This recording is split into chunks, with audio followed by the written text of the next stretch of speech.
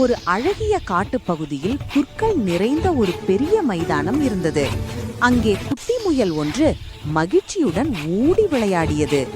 குட்டி முயல் எப்போதுமே துருதுருவென்று இருக்கும்.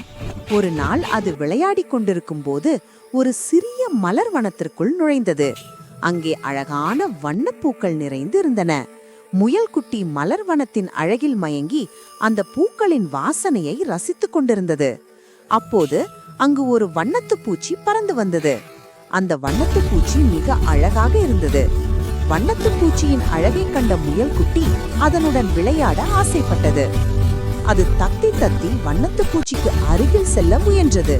ஆனால் வண்ணத்து பூச்சி பட்டென்று பறந்து அடுத்த பூவுக்கு சென்று அமர்ந்தது. முயல்குட்டி மீண்டும் துள்ளி சென்று அதை நெருங்க முயன்றது. ஆனால் ஒவ்வொரு முறையும் வண்ணத்து பூச்சி அதை விட்டு விலகி பறந்து கொண்டே இருந்தது.